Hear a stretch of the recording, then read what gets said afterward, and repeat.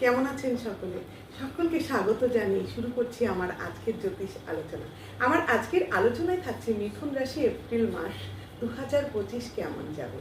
প্রথমেই জানতে হবে যে গ্রহদের অবস্থান কি আছে এবং তাদের গোচর কি আছে, কারণ গ্রহদের গোচর ফলই হচ্ছে রাশিফল।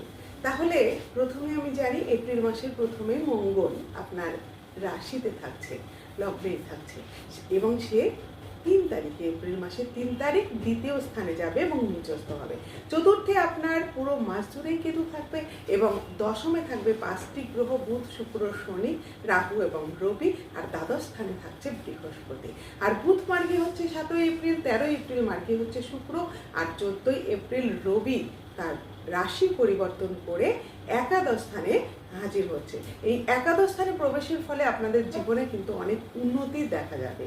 বিশেষ করে কেরিয়ারের ক্ষেত্রে আপনাদের নতুন কর্মপ্রাপ্তির যোগ তৈরি হচ্ছে এবং সেই কর্ম কিন্তু আপনার বাড়ি থেকে একটু দূরবর্তী স্থানে হওয়ার সম্ভাবনা বেশি।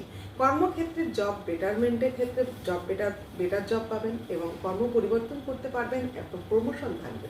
আর আপনাদের থাকছে বিদেশ যাত্রার যোগ। রাগ বৃদ্ধি পেতে পারে এই সময়, আপনার মাথায় যন্ত্রণা এই মাসে বেড়ে যাবে। মাইগ্রেনের সমস্যা থাকলে সেটা বাড়তে দেখা যাবে। সর্দি কাশির সমস্যা এটা কিন্তু আপনার বেশি হবে। আর যেটা হবে সেটা হচ্ছে আপনাদের এই সময় চোখের পাওয়ারের প্রবলেমটা দেখা যাবে। ছাত্রছাত্রীদের ক্ষেত্রে ছাত্রছাত্রীদের এই মাসটা ভীষণ ভালো। এই মাসে তাদের লাক ফেভারে যাবে। তারা বিভিন্ন কম্পিটিটিভ পরীক্ষা দিলে সেখানে কিন্তু সফলতার সম্ভাবনা যথেষ্ট পরিমাণে থাকছে। কোনো মাঙ্গলিক অনুষ্ঠানের জন্য আপনার গৃহে কিন্তু খরচের সম্ভাবনা থাকছে। আপনাদের আয় যেমন বৃদ্ধি পাবে, খরচও তেমন থাকবে। আইনি কোনো সমস্যা থাকলে সেই আইনি সমস্যা কিন্তু অনেকটাই আপনার পরিবর্তন হবে, নিজের ফেভারে যাবে। আইনি সমস্যাটা সমাধান হওয়ার মুখে থাকবে। ১৪ই এপ্রিলের পর আপনাদের কিন্তু হঠাৎ ভাগ্য পরিবর্তন হওয়ার সম্ভাবনা আছে। লটারিতে প্রাপ্তিযোগ, ফাটকায় প্রাপ্তিযোগ এবং শেয়ার মার্কেটে যথেষ্ট ভালো লাভের সম্ভাবনা আছে।